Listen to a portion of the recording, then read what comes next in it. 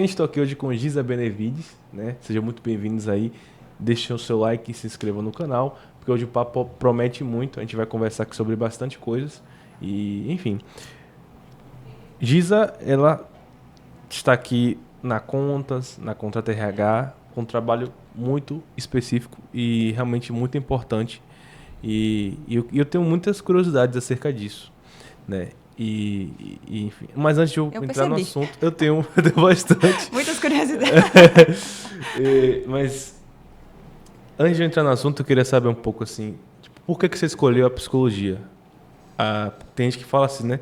Não foi eu que escolhi minha profissão, ela que me escolheu. Com você também é isso? Ou você foi forçada a seguir essa carreira? Como é que é? Ai, gente, obrigada. Estou muito feliz de estar aqui com vocês. Tem um tempão que a gente está tentando, né? Mas agora funciona. Graças a Deus deu certo, né? Funcionou. Muito obrigada pelo espaço e tomara que ajude ou que colabore de algum modo o que a gente vai conversar hoje. Eu sempre gostei de cuidar de pessoas. E é engraçado porque quando a gente fala de cuidar de pessoas, normalmente a gente pensa de forma reativa. Mas eu sempre pensei de forma preventiva. O que poderia ser feito para as pessoas viverem de forma mais autônoma e mais saudáveis? Então, eu não pensava muito em tratar as feridas, mas como elas não se ferirem. Sim, entendi. E aí eu tentei fazer medicina e não consegui, porque vim de uma família muito humilde, de classe média baixa. E para fazer medicina, não sei se todo mundo sabe, né? é integral. Eu não conseguia. Sim. Eu fiz vestibular, eu fiz pré-vestibular, fiz tudo direitinho, mas parar o dia para fazer faculdade eu não conseguia, né? Sim. Então foi aí que eu fui para outras áreas da saúde. E aí fui para a área de saúde mental porque encaixava muito com meus objetivos nesse sentido de como fazer as pessoas terem qualidade de vida no caos. Olha que interessante essa frase. Essa pergunta, essa inquietação. Como você, por exemplo, ter qualidade de vida no caos? Nas dificuldades. Por que algumas pessoas... Você já parou para pensar? Por que algumas pessoas conseguem avançar e outras não, diante dos mesmos cenários ou cenários... cenários socialmente complexos. Por exemplo, na época da pandemia, vários artistas falaram que estavam sendo prejudicados financeiramente porque não dava para fazer shows. Né? Não tinha como fazer shows, aglomerações. Enquanto outros, nesse mesmo período, estavam gravando discos e discos internacionais.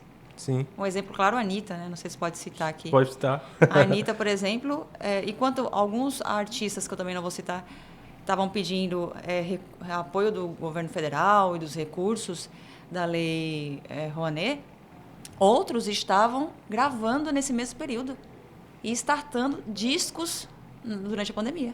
A Garota de Ipanema foi regravada por Anitta durante a pandemia. Sim. Aí eu fico sempre me perguntando o que é que algumas pessoas conseguem fazer e conseguem ter na mesma situação que outros.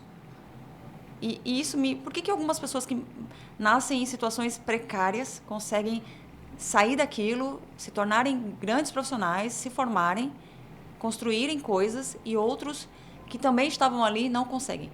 Sim. Qual é a influência por trás de tudo isso? E essa tomada de consciência de que a gente não é fruto de um passado, que inclusive, na minha opinião, tá, gente? Na minha opinião, historicamente fomos condicionados a pensar que somos vítimas de um passado. Sim. Mas olha que interessante. Eu não sei se você se recorda desse caso, eu nem sei se pode citar aqui, mas vamos lá. Em 2017, teve uma menininha aqui na Glebá que foi assassinada. Eu lembro disso. Por um jovem de 17 anos. Foi 18. 17 anos... 2018. 18. Perdão. De 17 anos e 11 meses ele tinha. 17 anos e 11 meses. Uma das coisas que ele citou como o porquê daquela brutalidade, porque foi requinte de crueldade, né? Algumas coisas que aconteceram ali foram bem pesadas. Não foi só uma coisa comumente vista. Ele foi um pouco atípico no que aconteceu ali, né? E uma das coisas que ele citou foi que no passado ele também era abusado. Se a gente parar para observar essa ótica, a gente vai falar, não é possível. Porque se todo mundo que teve um passado cruel começar a fazer exatamente isso, o que vai acontecer? Vai virar uma loucura, né? Uma extinção. Verdade. Uma extinção da raça. Mas a gente que não responde dessa forma. Então, eu não estou aqui questionando a verdade por trás disso, nada disso. Mas estou dizendo que algumas pessoas pegam seus passados para justificar suas ações, suas frustrações, seu presente, sua falta de iniciativa, sua dificuldade com outros viés e não com necessariamente o que se acredita. Então você é uma psicóloga que vai, não contra, mas você não é da linha freudiana, né? Não sou mesmo. Que freudiana, que tem isso na psicologia também, né? Cada um segue sua linha, né? Tem as abordagens. Exato. Não é que eu sou contra, é que eu não considero apenas ela. Sim, sim. Eu acho que o seu passado te influencia, por exemplo. Por exemplo, vou fazer uma brincadeira aqui com você, certo? E você tem que ser bastante espontâneo e falar bem rápido, fechado? Tá. Qual o nome da fruta do pecado? Eu fiquei pra mim essa parte complicada porque eu estudei teologia. Mas naturalmente ia falar maçã, mas Naturalmente. Comumente você ia falar maçã. não é. Isso. Essa fruta que veio agora, essa imagem dessa maçã que veio na sua cabeça, foi uma maçã vermelha ou maçã verde? Vermelha. Vermelha? Com toda certeza, essa maçã vermelha que você imaginou, ela não tá mordida, e ela não tá podre, e ela não é mesclada, ela tá inteira. Sim. Linda, brilhante. Por quê? Porque fomos ensinados a pensar dessa forma. Sim. Condicionados desde criança a lembrar da maçã como a fruta do pecado e como a maçã linda e maravilhosa que te atrai e que é envenenada. Sim. Repare como uma coisa que não é verdade, não necessariamente é verdade, Sim. não precisa ser, influencia diretamente na tua conduta. Sim. Inclusive na tua resposta. É. E na forma de pensar. Eu posso criar uma situação aqui que eu vou te causar tristeza, que eu vou te causar nojo, que eu vou te causar medo, e não necessariamente é verdade. Uma coisa que eu não entendo, por exemplo, eu tenho medo de barata. Eu, tipo assim, se eu ver uma onça, eu fico de boa, tipo, vários animais, assim. Mas a minha família tem todo mundo tem medo de barata, assim. Me trava, sabe? Tanto na minha casa, quem mata é minha esposa. É mesmo? Mas assim, é engraçado, porque, tipo assim, minha esposa tem medo de gato. De gato? Gato.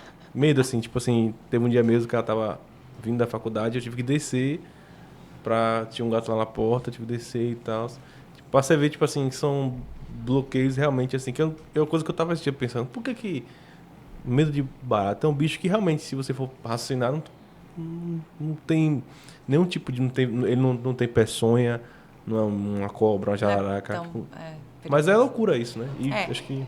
Mas o que é mais louco é você justificar isso com o seu passado. Sim, sim. Quando, na verdade, é uma questão que tu tem que tratar agora para tu enfrentar o que tu acredita que é medo. Sim. Não necessariamente é medo, mas que é aprendido. Sim. Então, nem sempre o medo é medo. Pode ser só uma informação que a gente chama de medo e que é condicionada socialmente. Sim. Só que aí o que acontece? Tudo que a gente precisa avançar, melhorar, evoluir, requer esforço, energia, dedicação, se debruçar sobre aquilo de forma integral e pagar o preço, muitas vezes, para você sair da zona de conforto. Então, por exemplo, você tem medo de barata. É medo ou fobia? Medo. Qual a diferença? Fobia e medo? Extremismo. Fobia é o extremo, né? Uhum. Então é medo. Medo. Então, se eu tenho medo de barata, o que eu posso fazer para enfrentar aquilo? Mas eu preciso enfrentar? Mas, por exemplo, você tem um filho. Seu filho tem 3 meses. E tem uma barata em cima dele. Você deixaria a barata em cima do seu filho? Não. Você vai enfrentar para proteger. Por quê? Você precisou protegê-lo. Sim. Mas se você não precisa melhorar algo, por que você vai melhorar? Sim. Então, não necessariamente é uma incapacidade. Mas é uma falta de necessidade de sair da zona de conforto. Sim. E aí, quando você começa a pensar sobre isso, você começa a pensar, como que eu posso melhorar isso? Como que eu quero melhorar? Mas aí a gente não para pensar sobre isso e a gente começa a dizer, eu tenho uma patologia, eu tenho ansiedade, eu tenho fobia, eu tenho depressão, eu tenho várias patologias. O autodiagnóstico entrando pesado. Por quê? Porque é muito mais fácil eu dizer que eu tenho algo do que eu dizer, eu preciso me olhar no espelho e enfrentar aquela dificuldade. Eu não estou dizendo que as patologias não existam. E eu não estou dizendo que muitas pessoas são cometidas por elas.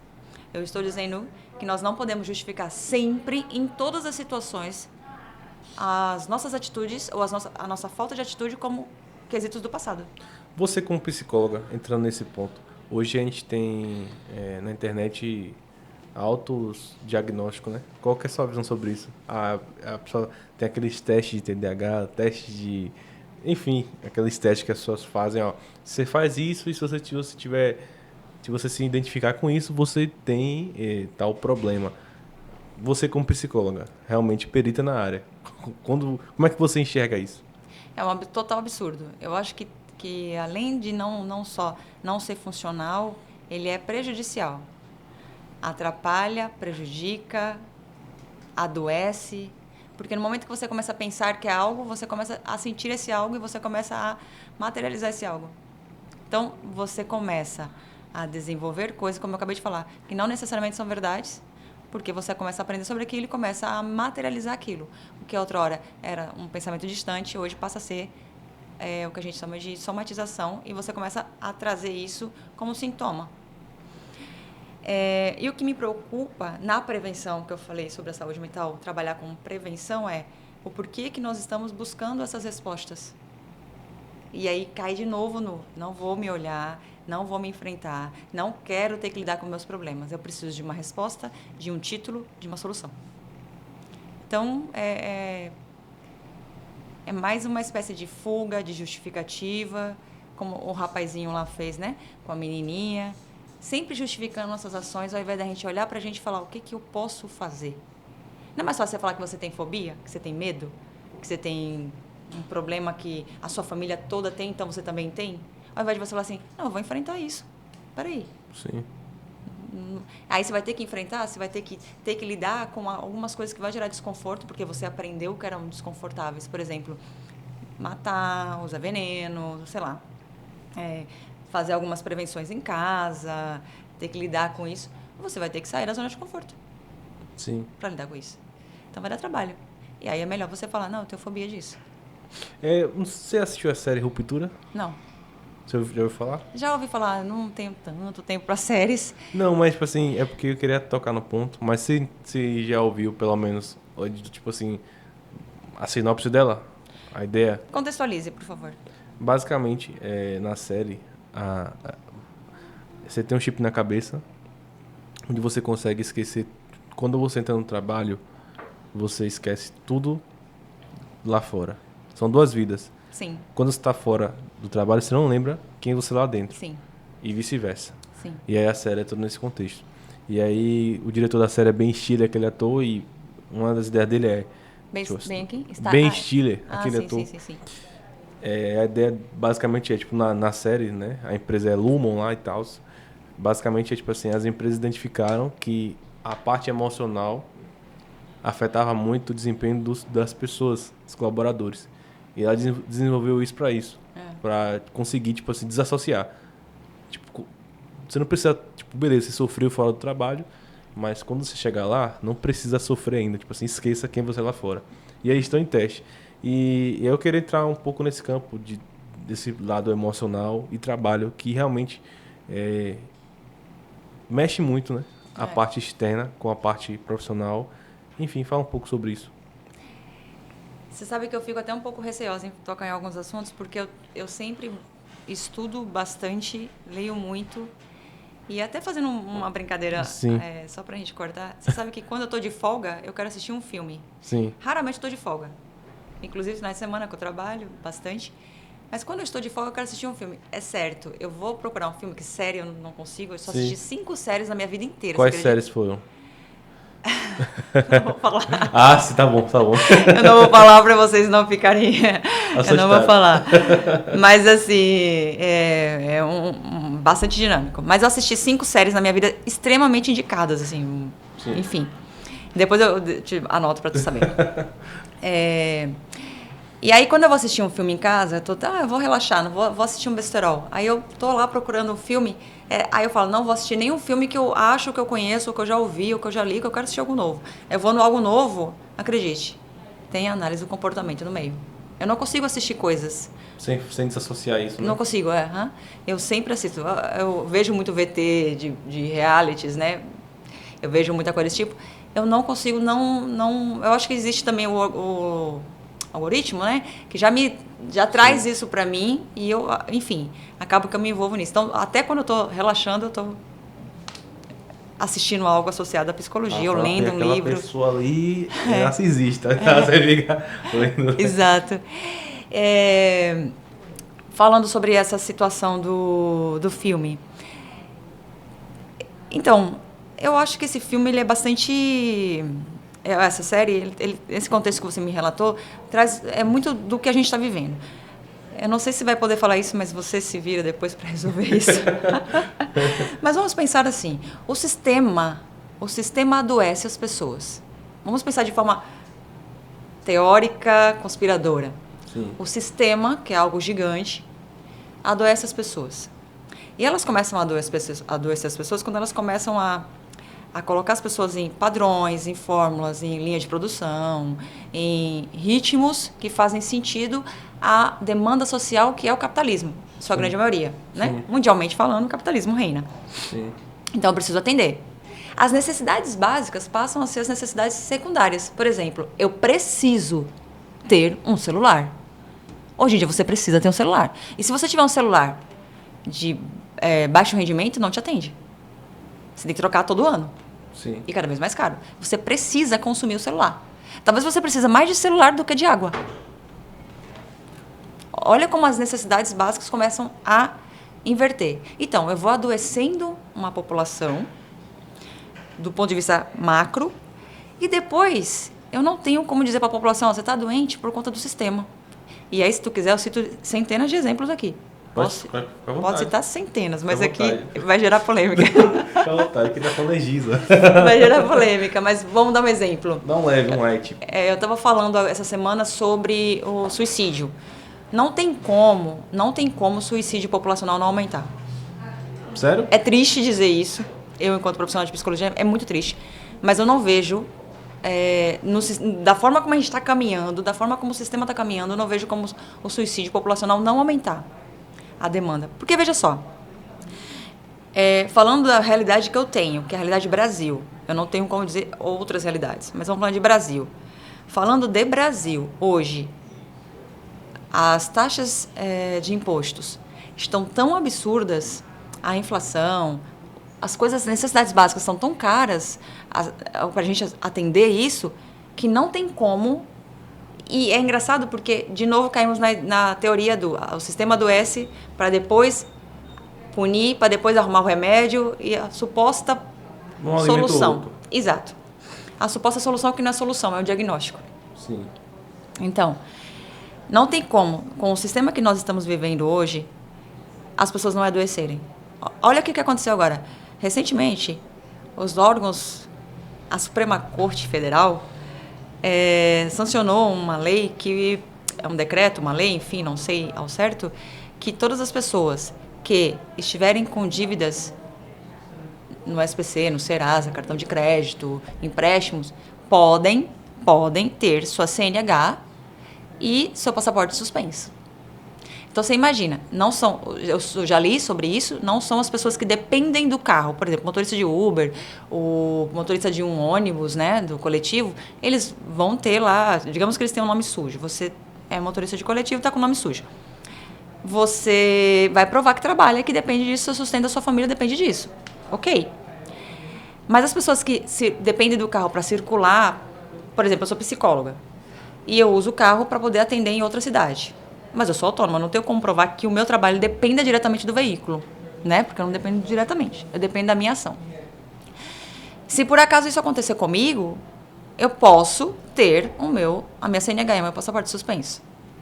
Então, o que acontece aí? O sistema está me adoecendo. Aí você vai para imposto de renda, tem que pagar. Você vai para pedágio, tem que pagar. Você vai para IPTU, IPVA. Fazendo até uma declaração pessoal, o IPVA do meu carro esse ano está R$ 1.980. Se eu pagar parcelado, fica R$ 2.600. De um carro popular básico. Aliás, falar de carro no Brasil, a gente dispensa comentários. Né? Porque é o lugar que tem mais carros caros no mundo, é aqui. Então, não tem como isso não adoecer as pessoas e o suicídio aumentar. Mas respondendo a sua pergunta, falando sobre o filme, se faz necessário criar as maquiagens, né? Então, ao invés de eu lidar com o desenvolvimento da tua saúde emocional, do teu controle emocional, da tua saúde mental, eu crio mecanismos futurísticos, talvez esse chip, eu não sei, mas não duvido, que faça você simplesmente não ter que lidar com aquilo naquele momento. Enquanto isso não acontece, a gente está tendo uma série de complicações nas relações intrapessoais e interpessoais em função da falta de controle emocional que é causado por um sistema que adoece. Sim. É complexo demais falar sobre isso, mas o sistema é adoecedor e pelo caminhar das coisas não vejo como as coisas melhorarem do ponto de vista macro. Aí começa a surgir os rótulos, os diagnósticos e o quê? Medicação. A medicação trata o sistema? Não. Vira um placebo, né? Vira um morto-vivo, um zumbi. Vira e um morto... quanto desse sistema, o quanto que as redes sociais influenciam dessa coisa, porque também tem isso, né? Hoje existe uma coisa muito triste, que é a comparação, né? Que é todo mundo quer ter o melhor iPhone, quer ter o melhor. A felicidade, né? E isso adoece muito, muito, de verdade, assim. A ponto de há anos atrás, eu perceber isso em mim e mudar. Tipo, não posso. Por exemplo, eu tô com esse iPhone agora, melhorzinho. Mas eu tava com o iPhone 8 com a tela quebrada e tal. Você sabe que diz que todo mundo tem iPhone, tem a tela que tem que ter um dia, em algum período, a tela quebrada. Tinha a tela quebrada e eu estava no meu apartamento casado e tudo mais. E quando eu andava na rua, na minha bolha, né? Tal, o pessoal, pô, Pedro, tem que ter um iPhone diferente. Tal, como é que pode ter um iPhone desse e tudo mais? E só que eu sempre falava assim, tipo, poxa, velho. Mas é que funciona. Funciona, mas tipo, eu tenho 22 anos. Uhum. Eu tô no meu apartamento casado, beleza? Tipo, eu fiz esse investimento da minha vida, tô no meu apartamento. Quantos jovens da minha idade tem isso hoje? Assim? Você tem qual idade? Tô 22. Pouquíssimos. Aí eu poderia ficar, tipo, me pressionando e tal, só porque, tipo assim, beleza, os status ali perante as pessoas realmente hoje influencia muito o celular que você tem, né? Por incrível que pareça. Mas como propósito de vida mesmo, o que mais importa é ter uma casa do que ter um celular, entendeu? Exato. E eu percebi isso em mim e eu simplesmente deixei, assim, sabe?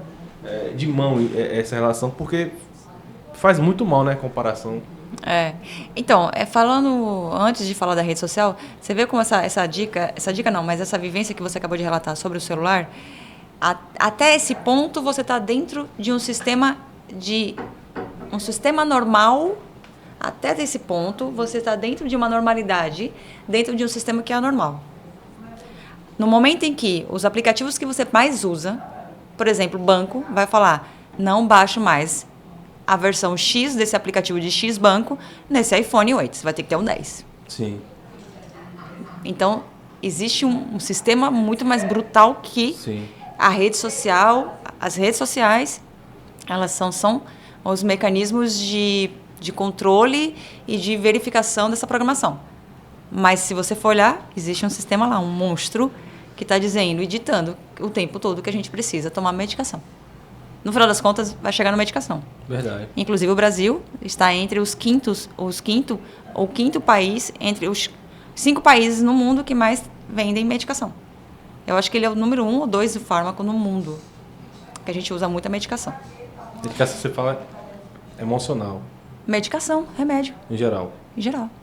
Acho que nós somos o primeiro, você pode pesquisar, o primeiro ou o segundo no mundo em uso de medicação, é o Brasil. Que, aliás, o Brasil, não sei se você sabe, é o país mais ansioso do mundo, é o número 1. Em depressão, nós estamos em 5. Nós somos o 5º. Mas em ansiedade, a gente é o número 1, com mais de 18,5 milhões de pessoas diagnosticadas com ansiedade. Então, a gente está falando de 18 milhões, só para você ter noção, é mais do que o Nordeste inteiro. Não, perdão, é mais do que a Bahia toda. A Bahia tem 15 milhões de pessoas, a gente tem mais de 18,5 milhões com pessoas no Brasil com ansiedade diagnosticada. Como não se desesperar e ainda ter esperança perante esses fatos? Tipo, você é psicóloga. Como que você lida com o fato de que você não vai resolver tudo, apesar que você tem as ideias no seu coração para resolver as coisas, mas você não vai ter essa escala toda para resolver tudo, mas que sua parte você tem que fazer. Tipo, como é que você lida com isso? Você está falando enquanto... É uma pergunta para mim? Ou para você. Para mim?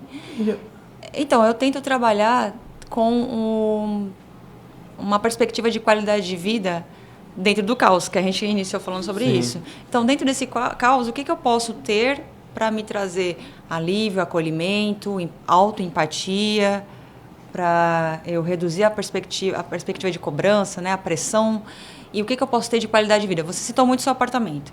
Transforma esse apartamento em um lar, em um conforto, protege, aquece, cria suas malinhas lá de emergência, óbvio, né? Sim. Todo mundo tem isso. Lanterna, essas coisas, enfim. Água, o que for, mas deixa sua emergência lá. Mas transforma isso para quando você chegar em casa, você fazer algo parecido com o que você citou no filme. Ao invés de você ter um chip, você conseguir chegar em um ambiente que é tão gostoso e é tão acolhedor que você consegue se desconectar lá de fora. Mas não por meio do chip, mas por meio da consciência ativa do que você pode e o seu limite, até onde você pode, com o que você pode, sem, de certo modo, se contaminar ou se permitir contaminar demais com as influências externas. Porque a gente é contaminado e a gente sofre com isso. Mas a gente consegue, em algum momento, liberar um pouco essa pressão e transformar, ainda que por alguns minutos, técnicas, práticas, ações e locais em ambientes e situações que sejam mais acolhedoras para você. Então, seu apartamento, o que você acha que precisa para ter um momento de paz, um cantinho realmente aconchegante? Não é um iPhone, provavelmente, né? Mas você quer ter, sei lá, um cantinho do livro, você quer ter suas plantinhas, você quer ter seu pet, você quer ter, sei lá, sua TV bacana para que você também ouça uma música. Que tipo de música eu vou ouvir? Que tipo de filme eu vou assistir? Fora isso, terapia, atividade física. Isso tudo moderadamente. Porque tudo que você faz demais é a doença do mesmo. Porque você acaba entrando no sistema. Mas se você conseguir viver no sistema, tendo consciência que é o sistema, já ajuda bastante. Então, eu vivo no sistema, eu vivo nessa bolha, mas eu consigo ter consciência disso. É o tal do conhecimento liberta?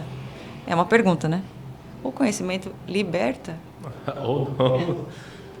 Dizem que sim, mas a gente fica... Talvez eu acho que o estado de consciência te ajuda a trazer um pouco mais de acolhimento na hora da dor. Sim. Mas se você não estiver muito ligado com o que é importante de fato enquanto essência, por exemplo, água. Eu me forço a beber.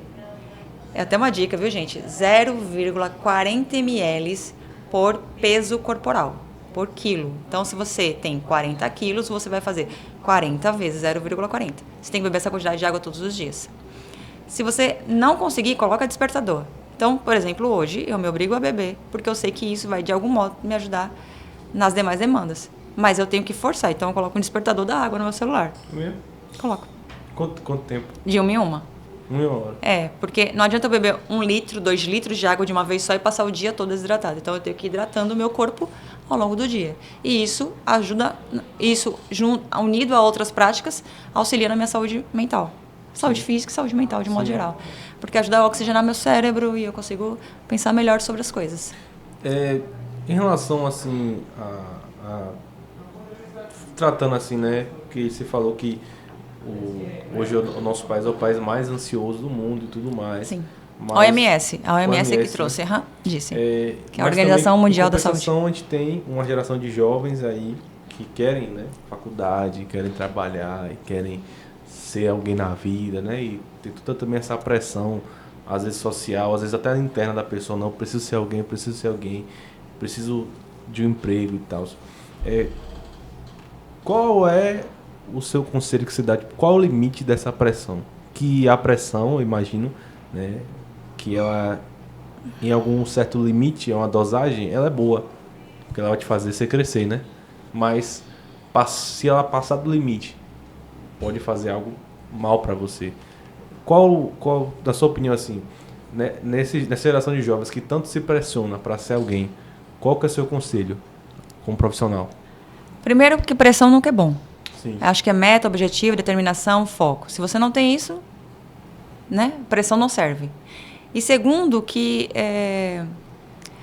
você falou sobre a geração que precisa, eu não sei. Eu acho que os valores mudaram muito, né? O ECA, que é o Estatuto da Criança e do Adolescente, tem 30 e poucos anos. É tudo muito novo. Essa geração milênio é tudo muito novo. Então, eu não sei se existe uma noção de sentido das coisas. Então, por exemplo, um jovem vai estudar por qual razão? Eu vou estudar para ser um bom profissional. Por qual razão? Se o seu salário, tecnicamente, na cabeça dessas pessoas, não te trazerem um estado de consciência sobre o que você está fazendo, não só o seu salário, suas ações, suas práticas, você faz de forma robótica. Então, você não se conecta com aquilo e você não vive, você não tem prazer, você não tem realização, você não tem sentido naquilo. Então, volto, é o estado de consciência. Quando você sabe o que você quer, quando você sabe o que te faz bem, você sabe que ônibus pegar. Mas quando você não sabe, você pega qualquer ônibus. E aí começa uma consequência em cadeia de gerações e gerações vitimizadas, fragilizadas, que culpam e se culpam. Então, a pressão nunca é boa. O que precisa ter é senso de orientação, de norte. Para onde eu quero ir? Vou fazer faculdade. Vou fazer faculdade disso porque o que isso faz para mim? Ainda que você não tenha uma conexão sentimental com o curso, essa é a minha opinião, tá? Ainda que você não tenha uma conexão sentimental com a tua profissão, com o curso que você escolheu, que você tenha uma conexão com a sua própria vida e que aquilo que você faz profissionalmente vai reverberar no que você quer para a sua vida. Então, por exemplo, o seu cantinho lá, o seu apartamento, é o seu mimo, né?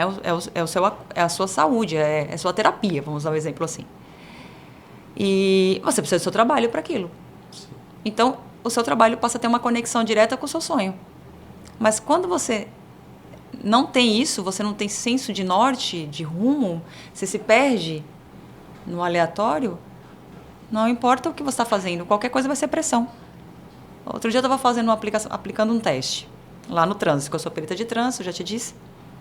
E aí eu estava aplicando um teste e na hora de preencher as fichas, o cabeçalho dos testes, são mais de umas 6 e 7 informações, local de nascimento, CPF, orientação sexual, mais de 6, umas 10 informações. Eu peço para eles preencherem 3.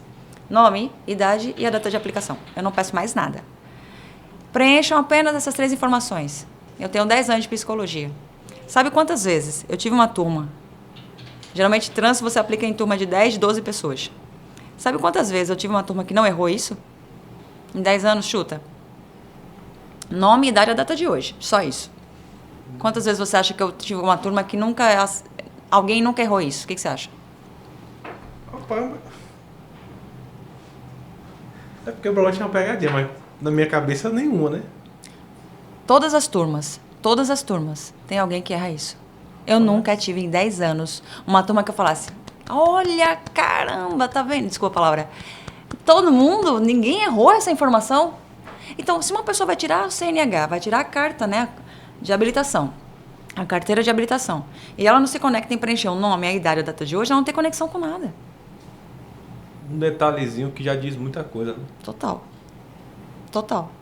Eu tenho que, por exemplo, no local de nascimento, na data de nascimento, eles colocam a data do dia. Aí depois eu brinco com eles e falo, você nasceu que dia? Aí a pessoa fala, então por que você colocou aqui que você nasceu hoje? Você sabe o que é você aplicar toda semana testes psicológicos para liberar essas pessoas para o trânsito? Para elas dirigirem, conviverem no trânsito. Porque dirigir uma máquina, qualquer pessoa dirige. Qualquer pessoa pega um carro, uma moto, uma criança de 11 anos, 12, pega isso e dirige. Mas estar no trânsito requer habilidades cognitivas, sociais, comportamentais. E se a pessoa erra o próprio nome, a data de nascimento, ela não tem conexão com o processo. Caraca. E ela não vai ter conexão com mais nada. A pessoa vai fazer uma prova na faculdade e esquece de colocar o nome. Vai fazer uma entrevista e pasme. As pessoas vão fazer uma entrevista, chega na entrevista e elas conseguem fazer coisas muito atípicas, né? Que eu me pergunto, por exemplo, tem algumas coisas que eu pergunto, qual o seu objetivo com essa proposta de vaga, o que, que você busca, o que, que você espera? Ah, nada. Várias vezes as pessoas respondem nada. É porque meu pai mandou muito. Muito. Aqui na Contrata a gente recebe muita coisa assim, como? Bem, bem forte. As pessoas não têm, nem sabem por que estão ali. Isso é muito pesado, né? Muito Jovens. triste, na verdade, né? Jovens. Tem um teste de memória que eu faço, que eu dou uma plaquinha, e nessa plaquinha tem várias figuras, imagens, não tem palavras. E acredite, em sua grande maioria são imagens primárias. Sol, nuvem, casinha, Sim. coisinha assim, carro. E aí, quando eu vou pegar as pessoas têm que memorizar aquilo, eu dou um período para elas, depois elas devolvem essa plaquinha para mim, e elas têm um período para escrever o que elas lembrarem numa lista, numa folha, em branco. Eu pego, por exemplo, a palavra casa, escrita com K. Eu pego a palavra jet ski, que é uma palavra um pouco mais complexa, mas, por exemplo, skin, jet skin.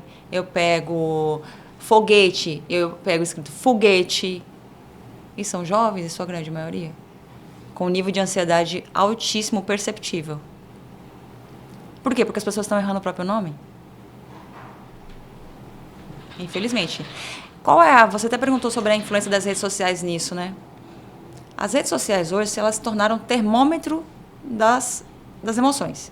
Então, se eu posto uma foto e ninguém curte, eu entro na bad. Como diz os jovens, eu entro na bad. Eu fico triste. Sim. E aí eu preciso postar outra. E preciso postar uma mais atraente, no horário melhor. E o que é atraente para a sociedade? Para as redes sociais, principalmente. Sociedade não, para as redes sociais. Um pouco mais... um conteúdo um pouco mais fútil, talvez. Um conteúdo um pouco menos robusto. Um conteúdo menos técnico. Talvez um pouco mais de exibição, né? Até coisas... a pessoa vai lá e fala errado, e aí todo mundo vai lá e aquilo viraliza, é uma coisa assim surreal. Sim. Né? Então, a busca pela validação social é tão grande que se eu não tenho aquilo, as minhas emoções são alteradas. Então, eu postei uma foto, eu não tive X quantidade de views, eu tenho uma queda acentuada no meu estado de ânimo, no meu humor. É muito doido. Então, as redes sociais, elas servem como termômetro do nosso controle emocional em sua grande maioria. E daí o perigo absurdo de jovens que mal conseguem processar a informação do próprio cabeçalho de uma ficha, eles não vão conseguir entender a rejeição que na cabeça deles estão tendo quando eles não têm likes suficientes, views suficientes, né? Então, eles vão ficar, como dizem os jovens, com a mente bugada. Qual é o seu conselho para sou jovem, não quero ser mais difícil que pareça, né? Mas sou jovem, mas eu quero ter um propósito, eu quero ter um destino, eu quero saber para onde eu estou indo. Óbvio, vou mexer no celular, vou ter rede social, vou. Mas como equilibrar isso? Então, não existe uma receita direta, uma coisa feita, uma caixinha ali que você vai, aperta aquilo e faz aquilo. O que eu entendo é que cada indivíduo reage aos cenários de formas diferentes. Em sua grande maioria, nós, enquanto pessoas, a nossa essência ela é muito semelhante. Então, todo mundo quer comer, dormir, acordar, trabalhar, ser validado. Né? Claro que tem todo um fundamento de base por trás de tudo isso, né? Os problemas com a família, a educação, os sistemas estruturais da sociedade, tudo isso influencia na nossa fragilização, que, ao meu ver, é estratégico do ponto de vista sistema. É estratégico ter uma nação inteira controlada por medicação. E eu consigo manipular ao ponto do capitalismo crescer. Você imagina, há 5 anos atrás, um pacote de café não ia custar R$20, R$19,90, R$18. E hoje a gente paga, ninguém parou de tomar café. Sim. Tá todo mundo pagando. Por qual razão as pessoas vão baixar esses valores? Não vão aumentar e a gente vai continuar pagando. O quanto a nossa mente é condicionada a fazer o que se quer que faça. Então, não existe uma receita. O que eu acredito é esse jovem que, principalmente os jovens, que se puderem, de algum modo, buscar orientação, já que talvez nem suas próprias famílias não encontram porque não se tem mesmo, né? Não é nem porque não querem, porque os pais trabalham à noite, de dia, não sei o quê, as famílias estão separadas, toda essa estrutura que está fragilizada. Quando se tem um jovem que tem essa consciência de que quer mais, que aquilo não está bastando, tem que buscar orientação para conseguir nortear os passos e não dar passos errados, ou dar menos possível. Então, por exemplo, se você for fazer uma faculdade de algo que é muito, muito aquém do que corrobora com o que você vive, por exemplo, você. Imagine que você vai fazer uma faculdade de cientista espacial. Misericórdia. Vamos dar um exemplo, né? Você vai ser cientista da NASA. Você vai gastar 10 anos da sua vida fazendo o cursinho pré-vestibular, você vai ter que sair da cidade em que você mora, você vai ter que gastar uma estrutura talvez para ir para fora do país, talvez. Sim. Né? São Paulo, tal, enfim, mas está para fora do país. Isso é funcional? Tem que analisar. Porque se não for, você vai se frustrar ao ponto de você querer desistir de tudo. Então, esse jovem precisa de orientação vocacional, nesse caso específico, para ele ir galgando passos que vai trazendo para ele realizações ao longo do processo, ao longo do caminho. E não só uma coisa tão distante. Então, ao longo do você tem 22 anos. Ao longo do seu caminho profissional, você vem conquistando coisas que vai trazendo uma carga de motivação, uma carga de serotonina, de dopamina para você continuar enfrentando o próximo dia. Aí daqui a pouco você vai querer comprar um carrinho, sim, daqui a pouco você quer comprar um terreninho para fazer um investimento, daqui a pouco você pensa numa franquia, não sei. Então você vai vivendo o caminho, ao invés de viver um sonho distante, que outrora era funcional. Na década de 70, 60 isso era bom, né? Hoje em dia, a gente precisa de cada vez mais carga de serotonina ao longo do processo. Então, se o jovem que tem essa percepção que você acabou de citar, de querer algo a mais, busca orientação. Para que você não... Porque se você se perceber daqui 10 anos e falar, o que eu conquistei? Nada. Vai dar uma deprê, né? Aí, talvez até pior, você já não consiga mais seguir. Eu tenho uma paciente que é exatamente assim. Ela tem 26 anos, vai fazer 27. Dos 17 até agora, ela fez um curso técnico numa instituição federal. Terminou esse curso técnico, então, durante esse período desse curso técnico, houveram greves e não sei o quê, reprovação de matéria. Ela fez em quase 4 anos, curso técnico. Ela já perdeu 4 anos fazendo curso técnico. Nesses 4 anos, ela estagiou. Beleza. Saiu do curso técnico, ela foi para a faculdade nessa mesma instituição federal, onde ela já está há 5 anos. E ela não tem mais 2 anos para terminar se ela conseguir passar em tudo. Ou seja, os últimos 10 anos, ela só estagiou. Só que agora ela está beirando os 27. Ela quer um apartamento, já está igual, ela não comprou. Ela não tem apartamento, ela não tem carro, e ela não terminou a faculdade e não fez pós. E aí ela já perdeu quase 10 anos. Aí ela começa a se frustrar. Só que ela está em processo de terapia para poder buscar, nos próximos anos, esse curto caminho, porque ao paralelo a isso ela quer casar, quer ter filhos, tem a idade do relógio biológico da mulher, essas coisas. Então, paralelo a isso, ela vem já inserindo coisas que vai trazer resultados palpáveis e curtos ali, de curto prazo, para ela conseguir seguir o próximo caminho. Porque essas metas, outrora, como eu te disse, você tinha um sonho de ser cantor. Cara, na década de 60, 70, você saía do interior pequenininho, você realizava o seu sonho. Hoje, você tem que fazer muito mais. É um tanque de tubarões, né? E meio que é inevitável para as empresas, né? Vai ter pessoas ali que tenham crise de ansiedade, tenham talvez até depressão, doenças emocionais, né?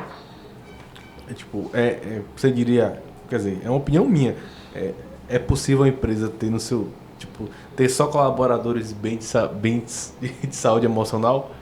Acho difícil, né? É porque saúde... Tá cada vez mais comum, né? Não, a pessoa ansiosa, crise de pânico, aquela coisa toda.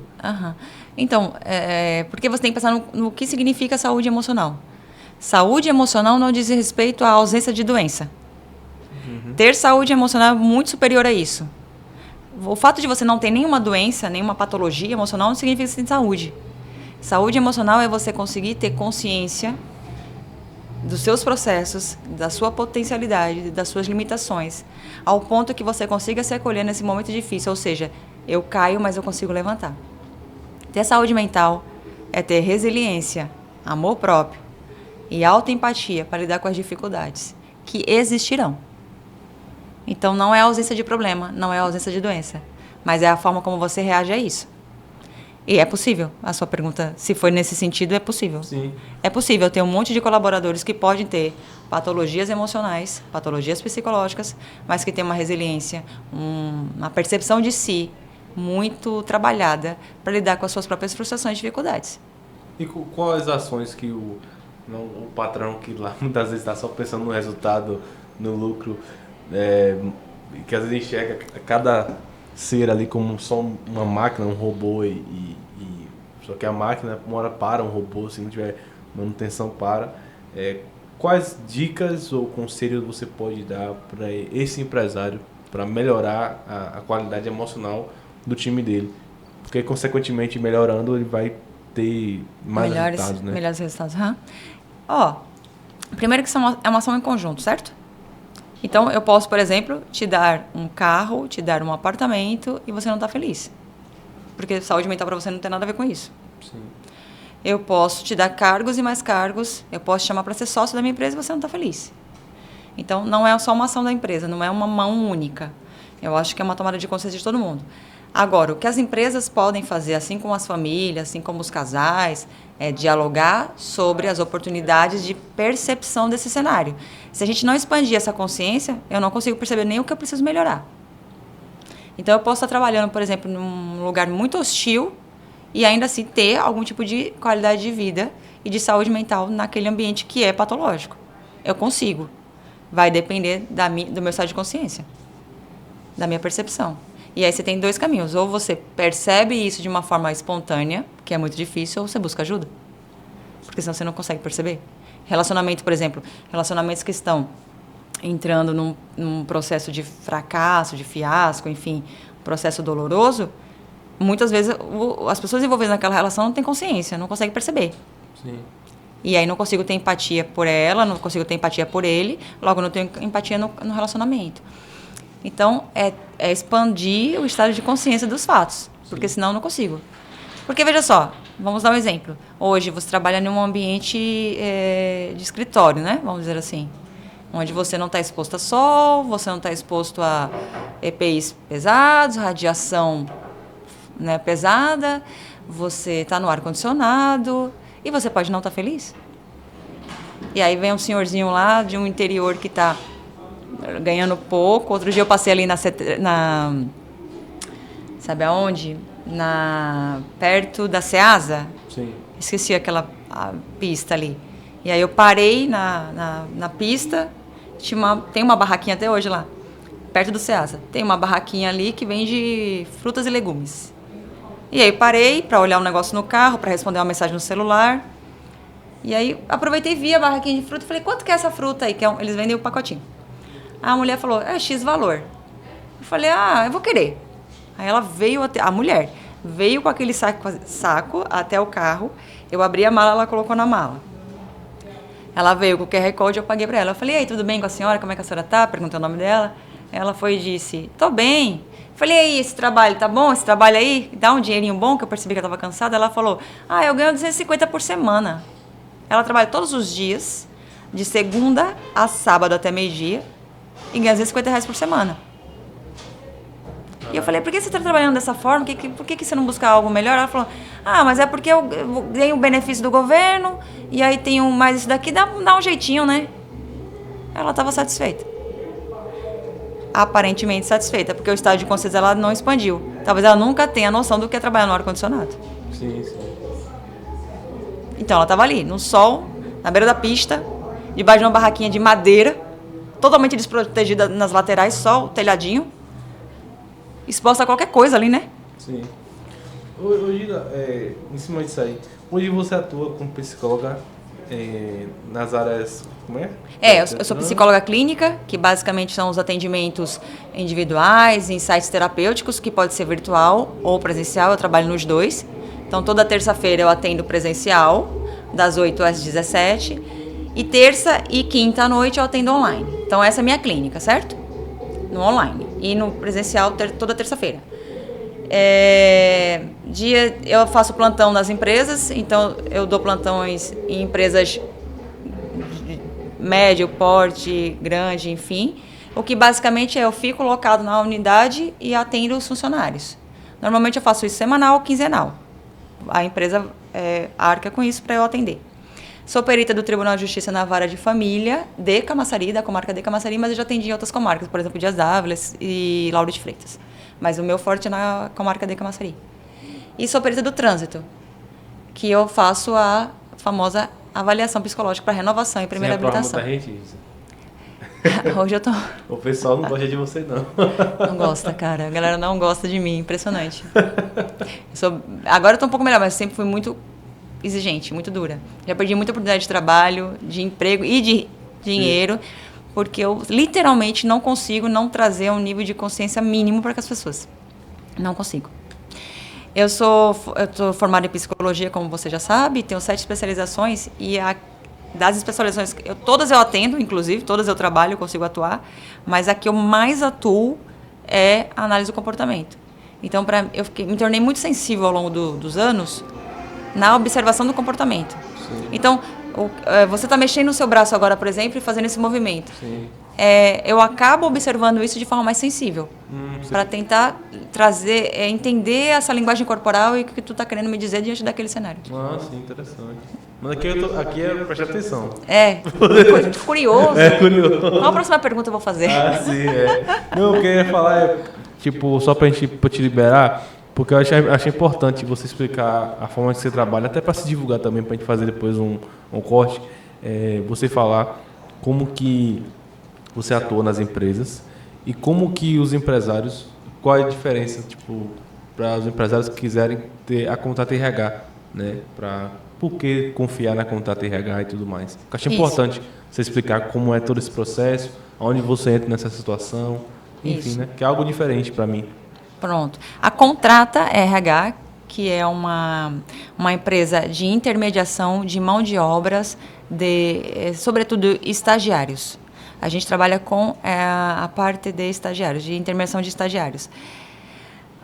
Nós fazemos todo o processo seletivo, desde a captação, a análise curricular, a análise comportamental do ponto de vista da entrevista e depois a própria entrevista psicológica para só depois a gente enviar para o cliente.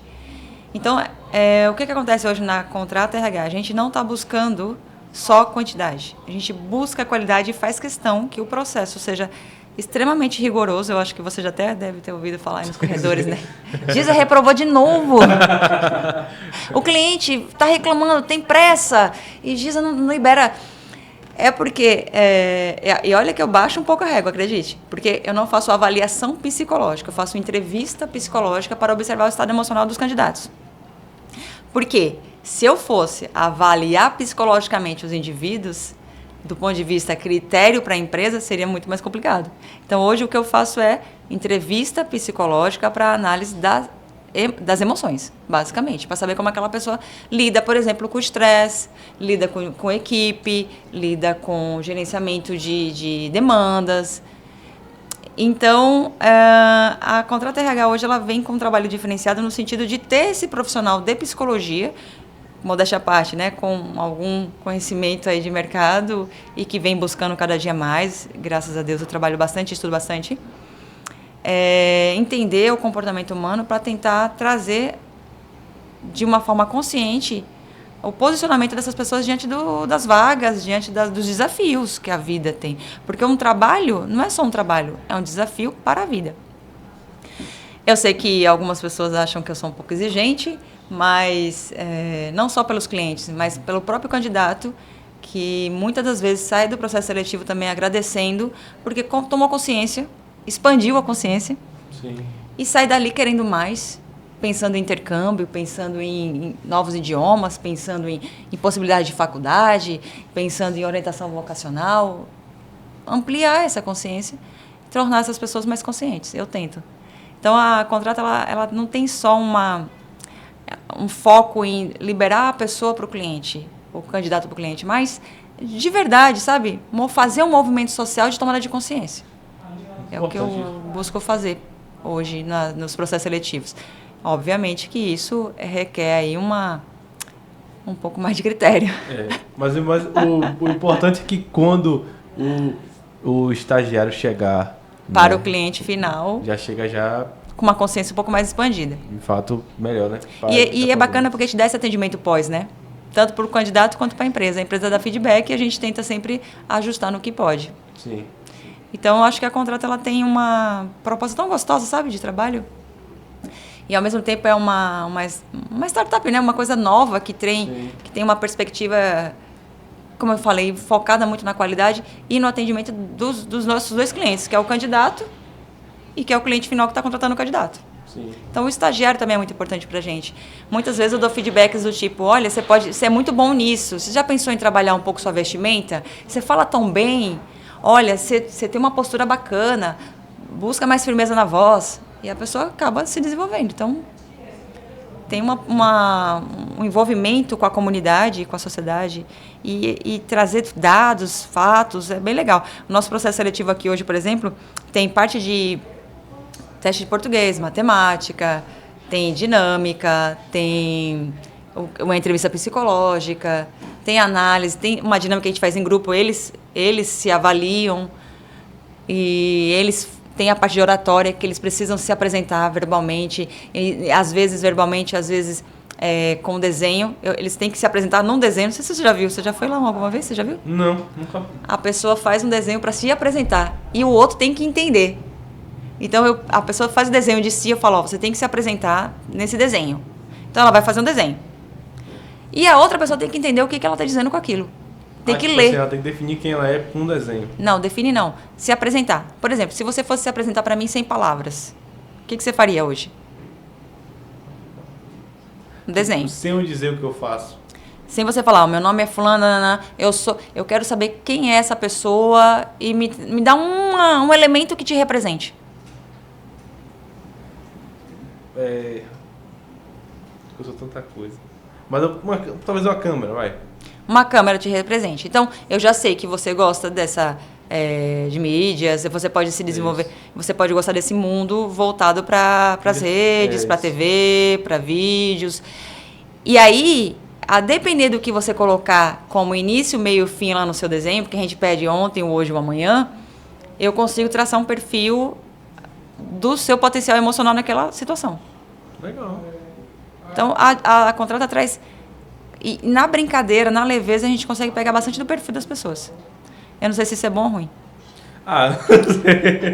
Ô Giza, para fechar aqui, eu tenho uma pergunta que eu faço para todo mundo e eu queria saber a sua resposta para essa pergunta.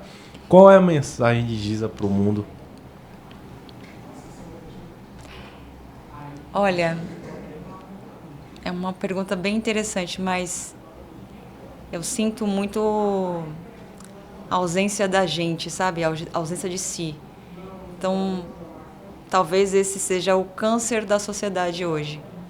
A ausência de quem somos. A gente se perde quando a gente precisa da validação do outro. Então, a mensagem que eu digo é: não se perca de quem você é. Acolha, tenha empatia, tenha o amor próprio, mas com uma humanidade envolvida, sabe? Porque você consegue não se vitimar e também não potencializar os seus processos negativos, mas você consegue se acolher e se amar, mesmo diante das dificuldades, que é, basicamente, viver com qualidade no caos. Iniciamos o papo com essa fala e fechamos com ela. Exato. Gente, isso foi uma aula, Giza Benevides. Ô Giza, você tem que voltar aqui, por favor, tá? Breve, porque tem muita coisa que eu quero perguntar, mas não vou perguntar. Deixa o pessoal com gostinho de quero mais. Mas muito obrigado por ter vindo aqui. o seu tempo é muito precioso, eu sei disso.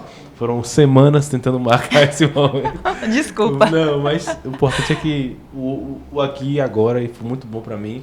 Muitos aprendizados e certeza que quem ouviu, quem assistiu, gostou bastante. Muito obrigado, tá? Olha, gente, até semana que vem. Quer deixar algum recado? Não, deixe suas redes sociais. Isso, quem quiser. Quem quiser, quem estiver precisando de alguma ajuda, quem quiser tirar dúvidas, só buscar lá o psicóloga Giza Benevides, tanto no Google quanto Tá aqui na descrição, todos no Instagram. E a contrata, né, pessoal? Vamos lá para contrata, tem muita coisa legal. Você tem lá. algum número WhatsApp? Quer deixar um link que eu coloco também na descrição. Tá no link da bio do Instagram. Tá bom. Tem lá o link do WhatsApp e podem mandar mensagem, eu sigo todo mundo, tá tudo certo. Tá na pessoal na descrição, vocês clicam com esse Giza lá e muito bacana. Muito obrigada, pessoal. Até a próxima. Até mais.